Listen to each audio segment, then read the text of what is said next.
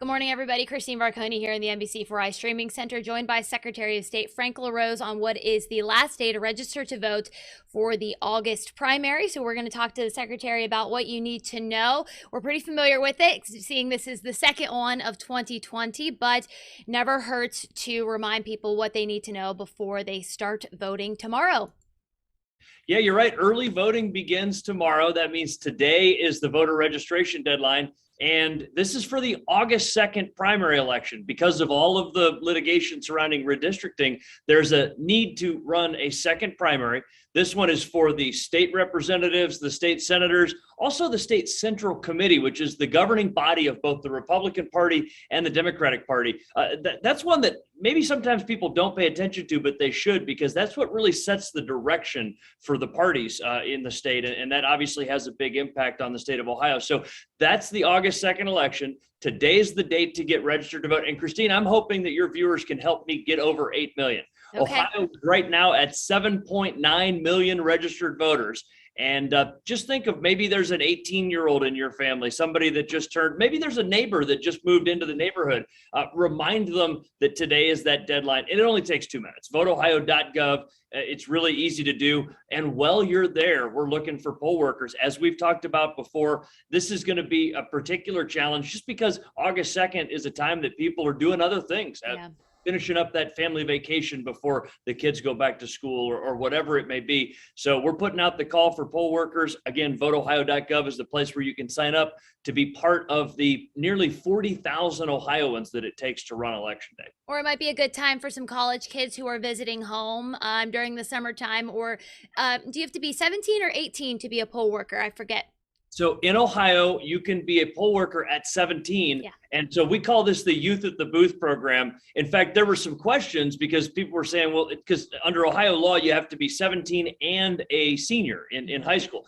And so people were asking, well, if I just finished my junior year, am I legally a senior? And we went ahead and said, yes, we're gonna interpret it that way. So if you finished your junior year of high school, if you're about to start your senior year of high school and you're 17 years old, signing up to be a poll worker, not only is it a way to earn a little bit of spending money, and of course do an important patriotic service, but it's a great thing to have on a college application. Yeah. Think about this. I served as an election official in my hometown when I was in high school. That's a pretty big deal, and it's a cool thing to be able to say. Yeah, definitely always looking a way to set yourself apart on those college applications for sure. Also, different groups, like I think it's like realtors and lawyers, they use different kind of like service hours sort of thing or continuing education things to become poll workers as well. Correct. Yeah. So a lot of different professions are now offering continuing education credits.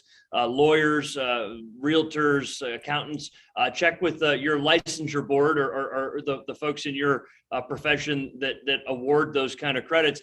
And the other thing is a lot of companies are now willing to offer people a free day off, so they won't charge it against your vacation time or whatever else. We call that Give a Day for Democracy. A lot of different businesses around Ohio are doing that for people that choose to sign up to be poll workers. Again, a lot of good reasons to do it. Probably the best one is that you will be part of the team running Ohio's elections, and you'll learn a lot about the process. There's a lot of nonsense out there about, all kinds of conspiracy theories. You will learn the ground truth about how elections really work in the Buckeye State, and you will be able to say, just like I do, that we make it easy to vote and hard to cheat in Ohio, and you'll know how exactly that happens. I have a question for you that I genuinely don't know the answer to. So we had a primary a few months ago, and now we have this one. So when you vote in a primary in Ohio, they go in and they ask you, do you want a Republican or a Democrat ballot? Are you allowed to switch up your answer this time, or do you have to stick with the party you voted for during the last primary?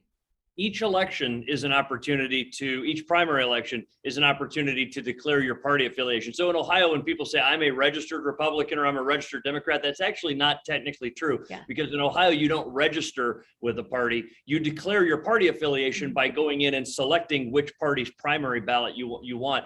And that's, by the way, it's been that way in Ohio for many, many decades. So yes, if you voted in one party's primary in the May primary and you want to choose a different party, maybe your opinions have changed or whatever else, you are free to do that. I'll give you a great example, Kristine. My mom lifelong Democrat. Mhm. She voted in the Republican primary because her son was on the ballot, and so she wanted to support me. I anticipate Mom will go back to being a Democratic voter after that, but each Ohioan gets to make that choice on their own. Well, I know a lot of people probably did also because of the Senate race that we had. There were a lot more Republicans to choose from, and there was kind of a clear front runner in the Democratic race. So they chose to, not vote down party lines if they typically would. So several reasons, your son being on the ballot might be a better one than others, though.